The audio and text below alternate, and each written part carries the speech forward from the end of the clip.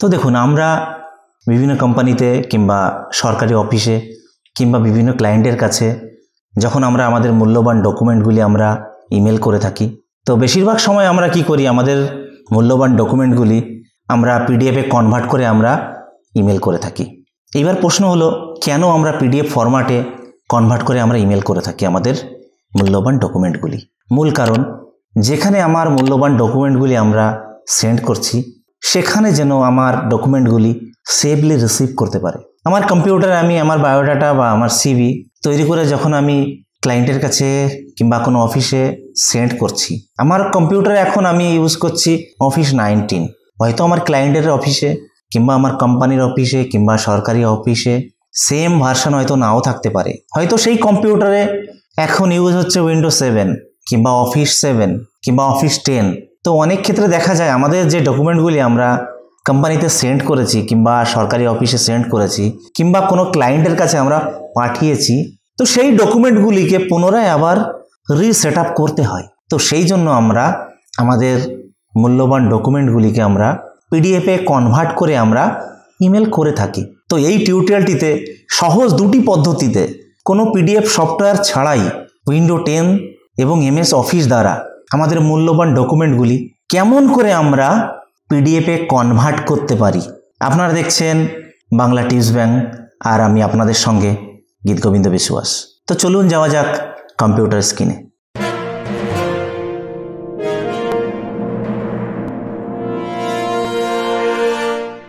তো দেখুন, আমরা কম্পিউটার স্ক্রিনে চলে এসেছি। তো প্রথমে আমাদের কি করতে হবে, যে কোনো একটা এক্সেল ডকুমেন্টকে আমাদের সিলেক্ট করতে হবে। তো আপনাদের কম্পিউটারে যে এক্সেল ডকুমেন্টটি আছে সেটা আপনারা সিলেক্ট করবেন।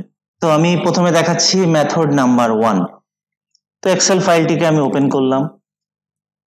তো ওপেন করার পরে প্রথমে আমাকে দেখে নিতে হবে এই যে ফাইলটি পেজ সেটআপ ঠিক আছে কিনা। তো আমাকে পেজ সেটআপ ঠিক আছে কিনা দেখার জন্য ফাইল অপশানে ক্লিক করতে হবে, করার পরে প্রিন্ট অপশানে ক্লিক করতে হবে। তো দেখুন, এখানে দেখা যাচ্ছে যে পেজ সেটআপ ঠিক আছে। তো ফাইলটিকে আমি ব্যাকে নিয়ে যাচ্ছি।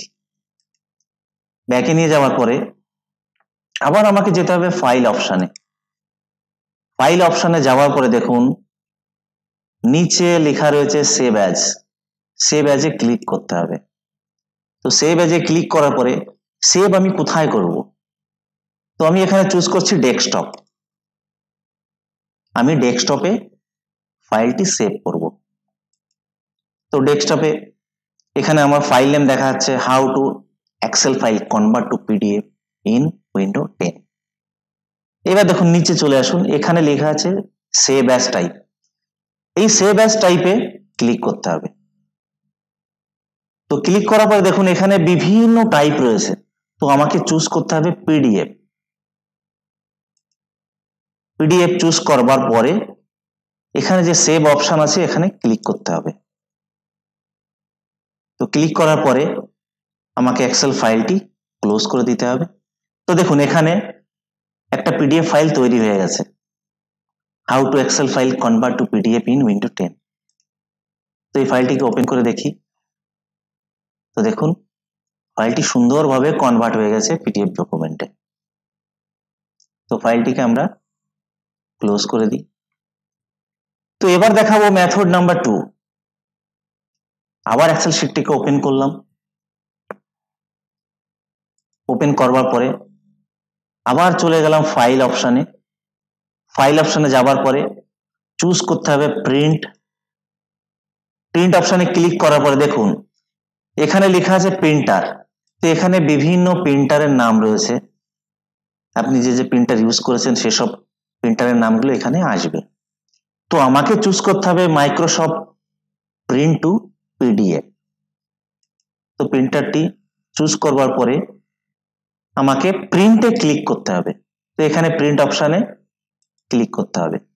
তো ক্লিক করার পরে দেখুন যে ডায়লগ বক্সটি ওপেন হয়ে গেছে, সেভ প্রিন্ট আউটপুট অ্যাজ, এখানে ফাইল নেম দিতে হবে।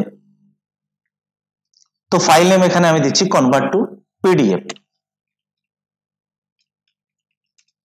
Convert to PDF. তো ফাইল নেম দেওয়ার পরে এখানে দেখুন save as type PDF document.